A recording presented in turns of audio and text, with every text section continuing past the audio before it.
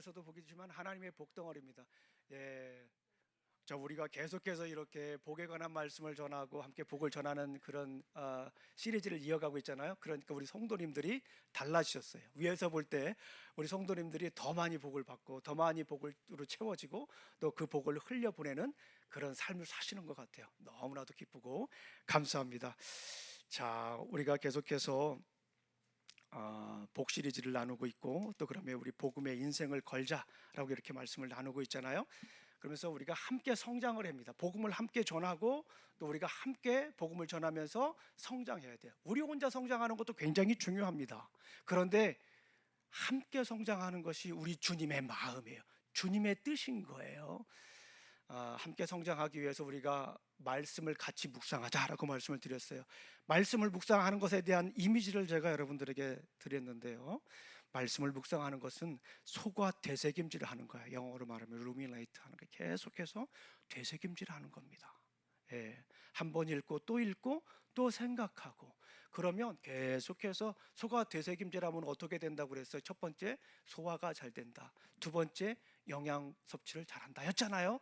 그러니까 우리가 말씀을 계속해서 되새김질하면 우리 말씀이 소화가 잘 됩니다. 예전에 이해되지 않았던 말씀들이 이해가 되는 거예요. 그리고 말씀을 계속해서 되새김질하면 그 말씀이 우리의 근육이 돼요. 신앙의 근육이 됩니다. 그래서 점점 잘하게 돼요. 어느 날 거울 보니까 막 근육이 막 이렇게 볼록볼록 켜놨어요. 뭐의 근육입니까? 믿음의 근육입니다. 그렇게 계속해서 섭취를 하시면 믿음이, 신앙이 더욱더 견고해집니다. 그리고 기도도 같이 하자. 말씀만 같이 보는 게 아니라 기도도 같이 하자라고 말씀을 드렸어요. 기도에 대한 제가 영상, 이미지를 한번 말씀드렸는데요. 기도는 어떤 거라고 했죠? 기도는 조율하는 거, 어저스먼트 하는 거, 튜닝 하는 거예요. 하나님의 뜻에 나의 뜻과 하나님의 뜻을 이렇게 볼 때 나의 뜻을 하나님의 뜻에 튜닝하는 겁니다. 이렇게 맞추는 거예요. 조율하는 거예요. 피아노를 치는데 음이 맞지 않으면 칠 수가 없잖아요. 나도 불편하고 듣는 사람도 불편합니다. 신앙생활 할 때 정말 내 멋대로 살면 내가 좋은 것 같지만 사실은 그게 멸망의 길입니다. 넘어지는 거예요. 내가 하고 싶어도 하나님의 뜻에 맞추어야 돼요. 튜닝을 해야 돼요. 하나님의 뜻에. 그게 기도할 때 그런 현상들이 나타나요. 기도하지 않으면 아무리 찬양 많이 해도요, 하나님의 뜻에 튜닝이 안 됩니다. 기도할 때 하나님께서 우리 인생을 붙잡고 하나님의 뜻으로 이렇게 튜닝 시켜주는 거예요. 자, 오늘은 우리 성도님들하고 이제 지난주에는 예배에 관한, 지난주에는 섬김에 관한 이야기를 또 나눴어요. 오늘은 이제 우리가 함께 무엇을 해야 되나? 예배를 드려야 한다. 함께 예배를 드리는 것이 정말 중요하다라는 거예요. 함께 성장하기 위해서 말씀 묵상도 해야 되고 기도도 해야 되고 또 함께 섬겨야 되는데, 함께 예배 드리는 것이 너무나도 중요합니다. 예배에 관한 말씀을 우리 성도님들에게 전하면서 어떤 이미지를, 제가 또 이미지를 가지고 설명드리잖아요, 그죠?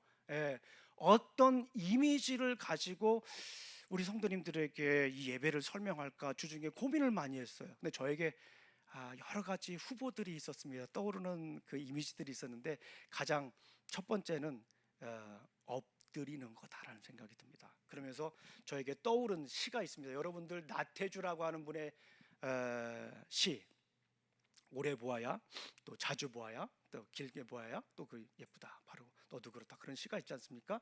우리 한번 나태주님의 시를 한번 읽어보겠습니다. 죄송합니다. 요즘 저쪽 서부에서 바람이 많이 불어가지고 알러지가 좀 다들 있으시죠? 네, 죄송합니다. 우리 한번 읽어보겠습니다. 시작. 왜 사람은 저를 할까? 나는 당신의 족수가 아닙니다. 나는 당신에게 이미 졌습니다. 나는 온전히 나를 내려놓습니다. 아닐까? 그러하다. 절을 하는 동물은 인간밖에는 없다. 생각 끝에 궁둥이를 더욱 내리고 납작 엎드려 절을 하기로 했다. 마음이 점점 편해지기 시작했다. 될수록 납작 엎드려 절을 드려라. 그것이 사는 길이고 이기는 방법이란다. 저는 이 시를 읽으면서 바로 이게 예배구나 라고 하는 그런 생각을 한 적이 있습니다.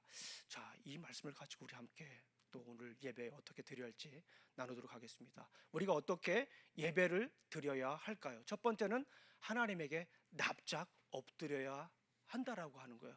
예배에 대한 이미지 여러 가지가 있지만 예배라고 하는 것은 하나님 앞에 납작 엎드린다라고 하는 의미예요. 우리 시편 132편 7절 말씀을 한번 읽어보겠습니다. 시작. 우리가 그의 계신 곳으로 들어가서 그의 발등상 앞에서 엎드려 예배하리로다. 아멘. 시편 132편 7절 말씀에 보니까 우리가 그의 계신 곳으로 들어가서 그의 발등상 앞에 엎드려 예배하리로다. 우리 예배를 드릴 때 시편 기자는 어떻게 예배를 드렸냐면요, 우리 여호와 하나님께 나아갔어요. 그리고 그 앞에서 엎드려 예배 드렸다라고 하는 거예요. 우리 나태주 시인의 시를 봤듯이 엎드린다라고 하는 건 뭐예요? 완전히 굴복한다라고 하는 거예요. 납작 엎드린다라는 것은 하나님께 굴복한다라고 하는 거예요. 그런데 정말 중요한 것이 있어요. 예배는 누구에게 엎드리는 거죠? 하나님에게 엎드리는 거예요. 아무에게나 엎드리는 거 아니에요. 나보다 조금 이렇게 뭔가 많이 가지고 있는 사람들에게 엎드리는 거 아니에요. 나를 잘 해줄 것 같은 세상의 무엇에 엎드리는 것이 아닙니다. 그거는 예배가 아니에요. 그거는 아부가 될 수 있고 뭐 리스펙트도 될 수가 있어요. 그거는 예배가 아니죠. 혼란하면 안 됩니다. 혼동하면 안 돼요. 무언가 좋아 보이고 무언가 잘해줄 것 같은 것에 엎드리면 그걸 전문적인 용어로 우상 숭배라고 하는 거예요. 커 보이는 거, 대표적인 우상 숭배가 있잖아요. 돈, 권력, 성.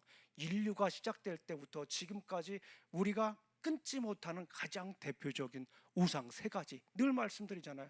돈 앞에 우리가 굴복할 수가 있어요. 돈이면 그냥 납작 엎드릴 수가 있어요. 심지어 그래서 어떤 분들은 그래요. 아이고 돈이면 다 돼라고 하시는 분들이 있어요. 그거 굉장히 위험한 발음이에요. 우상 숭배예요. 하나님이 최고 싫어하는 사람 중에 하나예요. 돈이면 다 된대. 돈이면 다 되는 것처럼 보이죠. 그러나 절대 그렇지 않습니다. 돈을 많은 사람을 또 섬겨요. 그것 역시 우상 숭배입니다. 권력도 마찬가지예요. 권력이 많아 보면 그 옆에 있으면 무언가 좀 같이 올라갈 것 같고, 좀 높아질 것 같고, 그것도 역시 우상 숭배입니다. 하나님이 절대로 가만히 놔두질 않아요.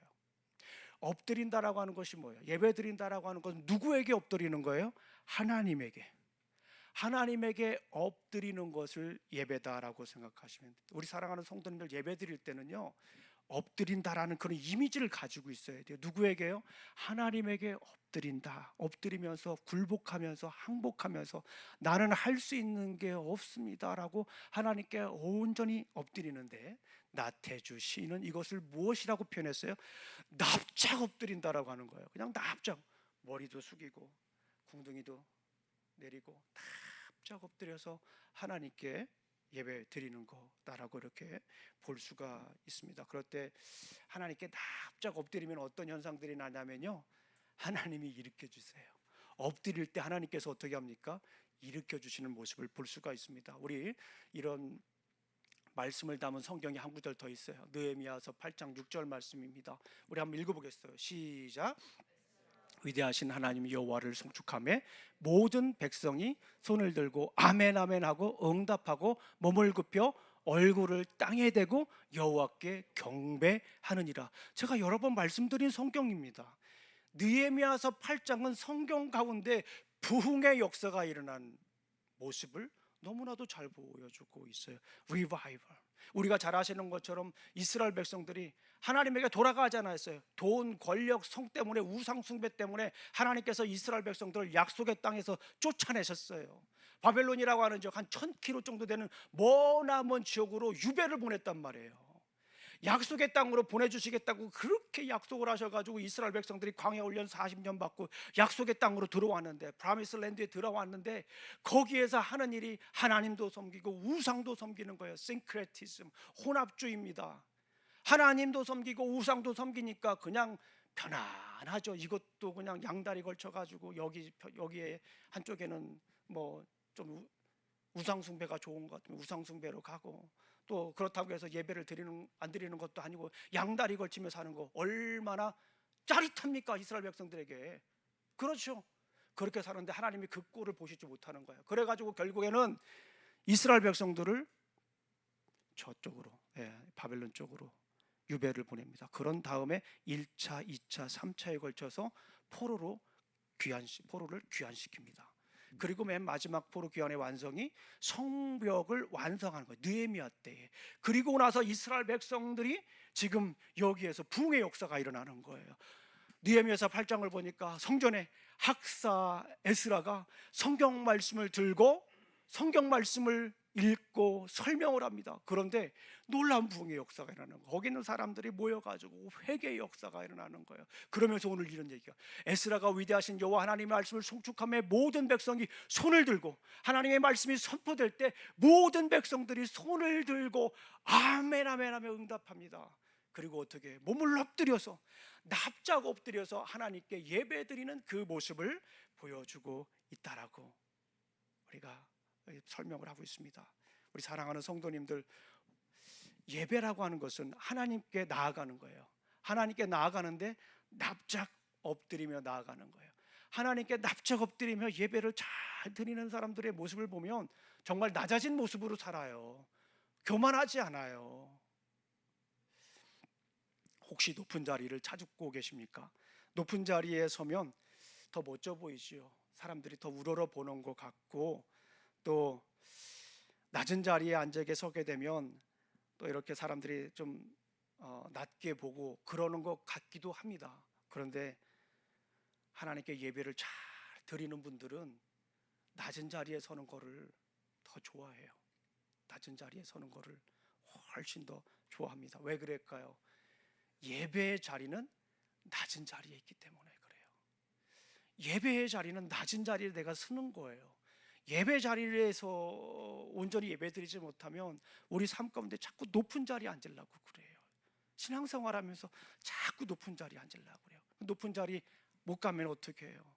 대표적인 현상이 삐집니다. 제가 그랬잖아요. 따지고 삐지고 빠지고. 높은 자리에 올라가지 못하면 따지고, 두 번째는 뭐예요? 삐지고, 세 번째는 빠져. 어디 빠집니까? 교회 안 나와요. 뭐가 잘못돼서 그런 거예요? 예배를 잘못 드려서 그런 거예요. 예배라고 하는 것은 납작 엎드리며 나아가는 거예요. 사람에게 엎드릴 필요 없어요. 하나님에게 납작 엎드리며 살아가는 이들에게는 낮은 자리가 더 성취감을 느끼게 되는 겁니다. 겸손의 자리죠. 순종의 자리죠. 하나님께서 기뻐하시는 예배의 자리라고 볼 수가 있습니다. 우리 사랑하는 성도님들, 가급적이면 납작 엎드리세요. 누가 일으켜 주십니까? 우리 주님이 반드시 일으켜 주실 줄로 믿습니다. 예배는 어떻게 드려야 돼요?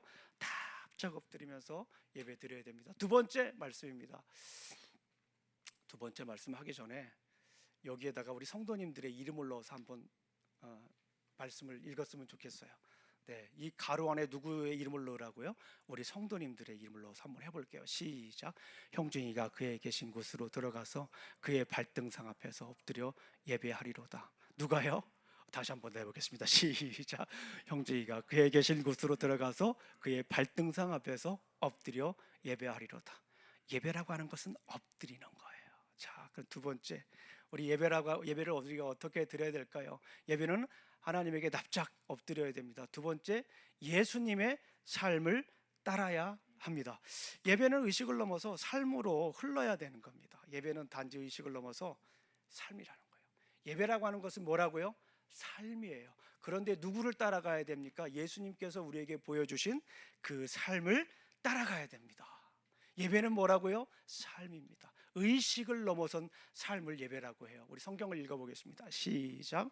그러므로 형제들아, 내가 하나님의 모든 자비하심으로 너희를 권하노니 너희는 몸을 하나님이 기뻐하시는 거룩한 산 제물로 드리라. 이는 너희가 드릴 영적 예배이니라 라고 말씀하셨어요. 여기 너무나도 중요한 말씀이에요. 우리 성도님들 너무나도 많이 잘 알고 있는 말씀이에요. 여기에서 정말 중요한 게 뭐예요? 산 제물로 드리라. 구약 성경의 제물은 어떻게 드렸어요? 동물을 잡아다가 어떻게 했습니까? 죽였잖아요. 죽여서 피를 흘려서 드렸잖아요. 번제, 소제, 화목제, 속건제, 속죄제, 레위기서 1장부터 5장까지 그 죄에 대한 얘기를 하고 있잖아요. 어쨌거나 죽여서 드리는 게 바로 구약의 예배입니다.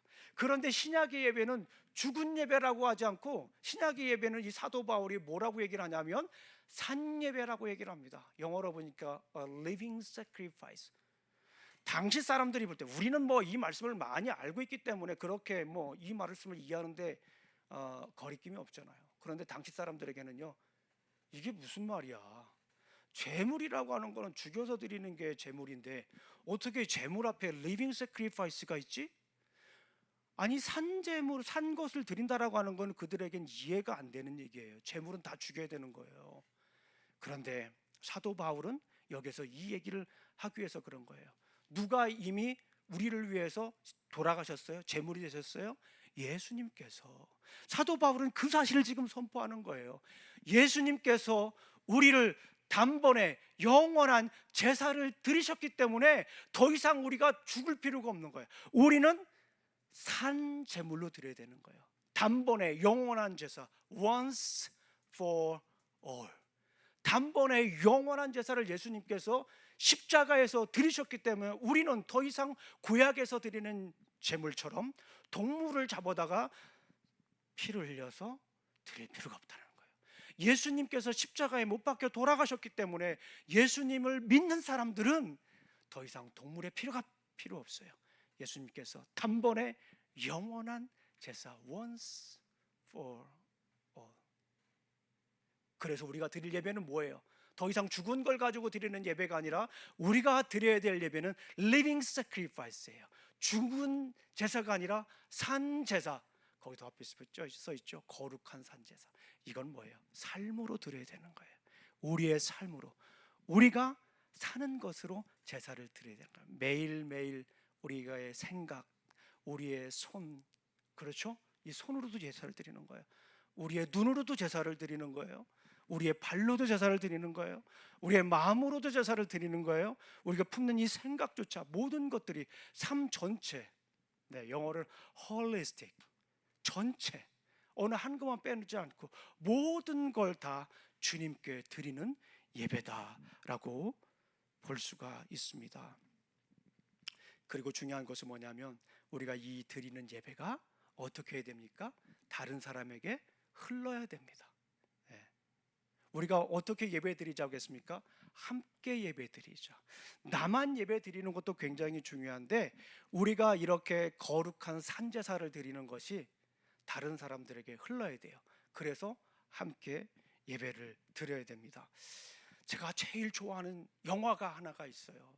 그 영화가 있는데요, 혹시 여러분들 아실지 모르겠어요. 흐르는 강물처럼이라고 하는 영화를 아시나요? A River Run Through It이라고 하는 그 영화인데요, 저는 그 영화를 참 좋아합니다. 그래서 제가 가끔 이 수업을 할 때 학생들하고 나눌 때 그 영화를 가지고 얘기를 꽤 많이 합니다. 그 내용을 이제 얘기하기는 이 시간에 그렇고요. 그 영화를 보게 되면 참 너무나도 서정적인 몬타나주를 배경으로 하는데, 우리 교회도 낚시 좋아하시는 분들 많이 계시는데 계곡에 뭐가 흘러요? 뭐 이렇게 막 강물이 흐릅니다. 거기에 뭐가 뛰어놉니까? 연어들이 뛰어놉니다. 그런데 영상은 무엇을 담냐면 flying, 낚시, 그죠? flying fish. 그걸 탁 던지면 이 낚시줄이 그냥 팍 가는 게 아니라 탁 던지고 잡아당겨요. 그러면 갔던 이 줄이 탁 아름다운 곡선을 그리면서 그 연어 자리에 딱 떨어집니다. 그 끝에 뭘 달아요? 파리를 단대요. 그래가지고 플라잉 낚시인데 그걸 연어가 딱 물면 그냥 탁 낚아채는 그 영상을 담는 거예요. 그걸 그냥 막 빨리 보여주는 게 아니라 아름다운 그림처럼 파노라처럼 쫙 그려주는데 너무너무 멋있더라고요. 물론 내용도 너무 좋아요. 내용도 너무 좋아요. 한번 꼭 보세요, 안 보셨으면. 그런데 그 영화를 보면서 제가 시를 하나 썼습니다. 나는 강물이고 싶다. 김영중. 저의 시는 몇 가지 특징이 있습니다. 짧습니다. 그리고 반복이 됩니다. 이렇게 얘기를 하셔야 기대감을 가지고 들으실 수 있을 것 같아요. 나는 강물이고 싶다. 찬찬히 흐르는 강물이고 싶다. 나는 강물이고 싶다. 여기저기 부딪혀도 초연히 흐르는 강물이고 싶다. 나는 강물이고 싶다. 바다란 이름으로 다시 태어날 강물이고 싶다. 이 강물이 흐르는 게 그냥 흐르는 게 아니라 부딪히잖아요. 돌도 부딪히고 계곡도 부딪히고. 가만히 생각해 보면 옛날엔 당연한 건 줄 알았는데 계곡에 강물이 흐르는 게 이건 미라클 아니겠어요? 야, 집에서 물 한 바가지 퍼가지고 이렇게 나눠주는 것도 참 힘든데, 이 저 잔디 물 주는 것도 힘든데, 그 물의 양이 그냥 하루 종일 콸콸콸콸 흐른다라는 자체가 얼마나 어메이징한 사건이에요. 그리고 그것이 거기서 끝나는 게 아니라 흐르고 흘러서 바다에서 만나잖아요. 얼마나 놀라운 사건입니까? 그 강물을 보면서 우리는 배울 것들이 있어요. 우리도 그렇게 흘러야 된다. 우리의 예배도 그렇게 흘러야 된다. 나만 예배 드리는 것으로 끝나는 것이 아니라 우리가 함께 모여가지고 힘들고 어려운 일이 있을지라도 그럼에도 불구하고 바위에 부딪혀도 때로는 이 댐에 갇혀도 계속 흐르고 흘러서 바다라는 이름으로 만날 때까지 우리가 흘러야 되는 거예요. 예배도 흘러야 되는 거예요. 예배도 그렇게 흘러야 됩니다. 내 안에 혼자 예배만 이렇게 고여 있는 것이 아니라 그 거룩한 삶이 그 거룩한 삶의 예배가 사람들에게 흘러야 됩니다. 그럴 때 우리는 진정한 예배를 드릴 수 있다라고 말씀을 드릴 수가 있습니다. 우리 사랑하는 성도님들, 함께 예배 드리는 것이 복이에요. 함께 예배 드리는 것. 집에서 혼자 묵상하며 예배 드리는 것도 좋지만 이렇게 나와서 함께 예배 드리는 것이 얼마나 큰 복입니까? 우리 교회 성도님들, 제가 우리 다른 친구들 목사님들 만나면 우리 교회 성도님들은 죄송합니다, 일당 100이라고 얘기를 해요. 제가 한 분이 한 100명 정도는 되는 것 같다. 그렇게 온전한 예배자고 말씀도 읽고 찬양도 잘하고 기도도 잘하고 신앙도 올곧고 그렇게 얘기를 합니다. 함께 모였으니까 몇천 명 모여서 지금 우리 예배 드리는 거예요 지금. 함께 예배 드릴 때 우리가 하나님께서 기뻐 받으시는 산재물이 될 줄로 믿습니다. 우리 세 번째입니다. 세 번째, 하나님에게 납작 엎드려라. 첫 번째, 어떻게 예배드려야 됩니까? 두 번째, 예수님의 삶을 따라야 됩니다. 세 번째, 성령님 안에서 하나가 되어야 됩니다. 우리 눈치가 빠르신 분들은 아실 거예요. 김영준 목사가 이 말씀을 준비하면서, 예배에 관한 말씀을 준비하면서 그냥 준비하지 않았구나. 삼위일체 하나님을 생각했구나. 트리니티. 예배를 생각할 때 저에게 가장 먼저 떠오르는 단어가 있는데요. 그거는 뭐냐면 예배의 정입니다. 하나님의 임재의 영광이죠. 두 번째는 뭐냐면 삼위일체 하나님이에요. 예배라고 하는 것은 삼위일체 하나님이 주관하시는 그런 예배다라고 하는 거예요. 하나님께 예배드리는 거죠. 우리는 예수님의 삶을 따라야 됩니다. 그리고 세 번째는 성령 안에서 하나가 되어야 됩니다. 예배드릴 때 하나가 되어야 합니다. 우리 요한복음 4장 24절 말씀을 한번 읽어볼게요. 시작. 하나님은 영이시니 예배하는 자가 신령과 진정으로 예배할지니라. 이 말씀에 대해서 여러분 설교를 참 많이 들었을 거예요. 그런데 여기에서 정말 중요한 건 뭐냐면 신령과 진정으로, 이것도 일종의 리피티션입니다. 이거를 좀 더 분석을 해보면, 그런데 정말 중요한 건 뭐냐면 성령이라고 하는 거예요. 그러니까 이거를 다른 여러 해석의 방법이 있지만 중요한 건 뭐냐면 예배를 드릴 때는 내 마음대로 드리지 말고 성령님이 인도하시는 대로 드려라. 성령님의 방식으로, 영적인 방식으로 예배를 드려라가 이것의 핵심이에요. 하나님은 영이시니 영적인 방법으로 드려야 되죠. 육신적으로 방법으로 하나님이 받지 않으신다라고 하는 거예요. 내 생각으로 받지 않는다는 거예요. 영적인 방법으로 드릴 때 하나님께서 그 예배를 받아주신다라고 하는 거예요. 그런데 중요한 성경 말씀이 있습니다. 어떻게 하면 우리가 영적인 예배를 드릴 것인가에 대한 이야기를 에베소서 4장 1절부터 3절까지 이야기를 합니다. 우리가 읽어보겠습니다. 시작. 그러므로 주 안에서 갇힌 내가 너희를 권하노니 너희가 부르심을 받은 일에 합당하게 행하여 모든 겸손과 온유로 하고 오래 참음으로 사랑 가운데서 서로 용납하고 평안에 매는 줄로 성령이 하나 되게 하신 것을 힘써 지키라. 이거 우리 지난번에 연합 예배 드릴 때 우리 히스 목사님이 전했던 말씀 중에 하나입니다. 연합 예배 드릴 때 우리 목사님들이 세 분 모여가지고 어떤 말씀을 전할까 고민했어요. 그래서 결국에 내린 결론이 이 말씀이었어요. 여기에서 정말 중요한 말씀 있잖아요. 그러므로 주 안에서 갇힌 내가 너희를 권하노니 너희가 부르심을 받은 일에 합당하게 행하여. 여러분 잘 아시는 것처럼 사도 바울 서신에 특징이 있어요. 그 특징이 뭐냐면 앞에 부분은 교리를 얘기를 해요. 뒤에 부분은 무슨 얘기를 합니까? 애플리케이션을 얘기를 해요. 앞에 부분은 doctrine, 뒤에 부분은 application, practice, 실천 방법에 대해서 얘기를 합니다. 그런데 에베소서는 1장부터 3장까지는 교리 얘기하는 거예요. doctrine 얘기하는 거예요. 티오리 얘기하는 거예요. 4장부터 6장까지는 어떻게 살아갈 것인가, application, practice, 이 얘기를 하는 거예요. 실천 방법에 대해 얘기하는데 4장 1절에서 뭐라고 얘기를 해요? 부르심을 받은 일에 합당하게 행하여, 합당하게 행하라고 하는 거예요. 이 말씀을 원어로 보게 되면 페리파테오라고 하는 헬라어를 쓰는데요, 이 페리파테오라고 하는 말이 4장에 한 5번 정도 반복이 돼요. 함께 걸어라고 하는 말이에요. 여기는 함께 부르심에 합당한 일을 행하라고 했는데 원문을 보게 되면 함께 걸으라고 하는 그런 표현이에요. 성령 안에서, 그리스도 안에서 함께 걸어라. 계속해서 이제 4장에 나와 있는 한 5가지 정도는 걸으라고 하는 말로 표현을 하고 있어요. 우리나라 성경은 그렇게 번역 안 했지만 영어 ESV 성경을 보게 되면 빨간색으로 제가 표현해 써놨죠. The unity of the Spirit. 그리고 그 위에 보게 되면 I therefore, a prisoner for the Lord, urge you to walk. 걸으라고 하는 거예요. 함께 걸어. 근데 함께 걸기 위해서 중요한 것이 뭐예요? 하나가 돼야 돼요. 그런데 오늘 본문에서 얘기하는 것이 뭐예요? 성령이 하나 되게 하신 것을 힘써 지키라. 성령님의 방식으로 예배 드리는 것 중에 하나가 뭐예요? 여러 방법이 있지만 오늘 말씀에 성령님이 하나 되게 하신 것을 힘써 지키라라고 말씀을 해요. 성령님 영의 방식이 뭡니까? 하나가 되는 거다라고 볼 수가 있습니다. 지난주에 새 교회가 연합으로 드렸잖아요. 얼마나 멋있었습니까? 우리 참여하신 분들은 연합 예배 드리면서 얼마나 감동적이었는지 몰라요. 한국 교회, 미국 교회, 브라질 교회 함께 모여가지고 찬양을 드렸습니다. 찬양도 브라질 말도 하고 영어도 하고 한국말도 하고 이렇게 예배를 드렸어요.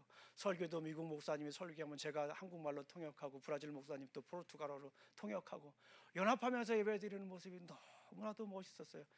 그러면서 그런 생각이 들었어요. 우리 서로 얘기하면서 감동적이었습니다, 어메이징했습니다, 익사이팅했습니다 라고 얘기를 하지만 그 누구보다도 어메이징하고 익사이팅하고 기뻐했을 분이 떠올랐습니다. 누구였을까요? 우리 하나님이세요. 교회가 요즘 얼마나 많이 갈라집니까? 조그마한 일고 우리가 생각하고 지견하고 나고 별것도 아닌 거 가지고 교회가 싸우고 넘어지고 쓰러지지 않습니까? 그런데 새 나라 교회가 모여가지고 하나님께 연합하여서 예배드리는 그 모습을 보면서 하나님께서 얼마나 기뻐하셨을지 그 생각을 해봅니다. 우리 목사님도 그때 그런 얘기를 했어요. 물론 그 전에 우리 작년에 우리 창립 예배 때 우리 랜다 목사님이 오셔가지고 창립 예배 때 그런 얘기를 했잖아요. 요한계시록에 나와 있는 그 예배의 모습을 떠올린다라는 거예요. 그때도 그런 얘기를 똑같이 하셨어요. 연합 예배 드릴 때도 그거 똑같이 얘기를 했습니다. 요한계시록 7장 9절부터 10절까지 있는 말씀 우리가 읽을 텐데요, 이거는 우리가 앞으로 영원히 드릴 그 예배의 모습을 요한계시록에서 미리 보여주고 있어요. 제가 언젠가 요한계시록에 대해서도 또 강해를 하려고 준비를 하고 있는데요, 요한계시록은 우리 성도님들이 잘 안 읽어요. 왜 그럴까요? 무서워. 요한계시록 가면 무시무시했기 때문에 안 읽으려고. 근데 그렇지 않아요. 요한계시록은 우리가 앞으로 살아갈 인생의 목표를 얘기를 해주고 있어요. 우리가 어떻게 살아갈 것인지, 영원한 예배, 영원한 인생의 삶에 대해서 이야기를 하고 있어요. 영원한 통치에 대해서 이야기를 하고 있어요. 자, 한번 읽어보겠습니다. 그 영원한 예배가 어떤 예배일까요? 우리 한번 천천히 읽어봅니다. 시작. 2일 후에 내가 보니 각 나라와 족속과 백성과 방언에서 아무도 능히 셀 수 없는 큰 무리가 나와 흰옷을 입고 손에 종려 가지를 들고 보좌 앞과 어린 양 앞에 서서, 그래요, 9절만 봐도 너무 은혜가 되지 않습니까? 2일 후에 내가 보니 각 나라, 여기는 인종도 관계없습니다, 언어도 관계없습니다, 성격도 관계없어요, 키가 크고 작고 상관없습니다, 재산이 얼마나 있는지 상관이 없습니다. 성격이 뭐 T냐, 뭐 I냐, 뭐 E냐, 뭐 MBTI 요즘 많이 하는데 상관없습니다. 혈액형 A냐, B냐, C는 없군요. 예, 상관없습니다. 관계없이 모든 사람들이 한 곳에 모여가지고 예배를 드리는 거예요. 거기에는 통역할 필요도 없을 것 같아요. 그냥 거기에서 말씀을 선포하면 모두 다 이해가 되는 그 영원한 예배. 사람들이 모여가지고, 셀 수 없는 많은 사람들이 모여가지고 흰옷을 입었어요. 거룩한 모습입니다. 손에 종려나무를 가지들었어요. 종려나무가 무엇을 얘기합니까? 승리를 얘기하고 있지 않습니까? 믿음의 고군분투를 하는 이 요한계시록에 있는 교회들, 로마의 핍박에 견디다 못해 쓰러진 많은 교회들이 있지만 그럼에도 불구하고 믿음의 고군분투를 해서 승리한 사람들이 나와서 예배드리는 그 모습이지요. 어린 양 앞에 서서, 주님 앞에 서서 외칩니다. 우리 한번 읽어보겠습니다. 시작. 큰 소리로 외쳐 이르되 구원하심이 보좌에 앉으신 우리 하나님과 어린 양께 있도다. 아멘. 우리가 드려야 할 예배, 지금부터 연습해야 될 우리의 예배의 모습이다 라고 볼 수가 있습니다. 부활절에 우리가 연합예배를 또 드립니다. 사실 연합예배를 드리자고 제가 먼저 제안을 했습니다. 왜냐하면 우리가 이제 부활절에 침례식이 있잖아요. 침례식도 있고 그러는데 함께 예배를 드렸으면 좋겠다 얘기해서 너무 좋아하시더라고요. 한 4분 정도가 침례를 받는다고 그러니까 미국계 목사님이 막 그 함께 오는 집사님들 함께 오셨는데요. 막 너무 흥분해하는 거예요. 침례를 막 4명씩이나 드리냐고. 그러면서 우리 같이 셀러브레이션 하자. 축제가 됐으면 좋겠다. 그러면서 얘기를 하죠. 그러면 연합 예배를 드리기 위해서 우리가 준비를 하자. 성가대도 같이 섰으면 좋겠다. 그리고 예배도 같이 드릴 뿐만 아니라 찬양도 같이 드릴 뿐만 아니라 또 부활절 전에 에그헌팅도 같이 했으면 좋겠다. 이렇게 얘기를 하더라고요. 너무너무 막 가슴이 벅찬 이야기였습니다. 불과 한 1년 전만 해도 우리가 하나 함께 예배 드린다라고 하는 것을 상상할 수가 없었어요. 우리 잘 아시잖아요, 우리 성도님들. 그런데 갑자기 계획한 것도 아니고 준비한 것도 아니고, 그런데 갑자기 함께 예배 드리자고 제안도 하고 예배 드리면서 너무너무 기뻐하고 음식을 나누면서 너무너무 기뻐하고 식탁에서 교제하시면서 너무너무 기뻐하고 주님이 하신 일이라고 찬양하고 얼마나 기쁜지 몰라요. 부활절 때도 그런 감동과 감격이 있기를 간절히 소망합니다. 예배도 우리가 함께 드려야 돼요. 함께 드리면서 우리가 성장해야 됩니다. 예배에 대한 이미지 무엇이었습니까? 납작 엎드리는 거예요. 납작 엎드려서 예배 드려요. 그럴 때 하나님께서 일으켜 세워주시고 채워주시고 하나님께서 그 길을 시온의 대로처럼 활짝 열어주실 줄로 믿습니다. 더군다나 함께 예배드리면 우리 주님이 얼마나 기뻐하시겠어요. 부활절 때 우리 함께 예배드리면서 주님께 영광 드리는 그런 예배가 되기를 간절히 소망합니다. 함께 참여한 모든 이들이 하나님께서 인도하시는 그 예배를, 그 임재를 경험하시기를 간절히 소망합니다. 우리 기도 부탁드립니다. 우리 기도하시겠습니다. 하나님 아버지 감사합니다. 오늘도 이렇게 또 예배를 드립니다. 말씀을 나누었습니다. 아버지 하나님, 주님은 예배하는 자를 찾으신다고 말씀하셨는데 우리가 바로 그 예배자가 되길 원합니다. 함께 드리는 우리 교회가 그런 예배 공동체가 되길 원합니다. 주님 도와주시옵소서. 예수님 이름으로 기도합니다. 아멘.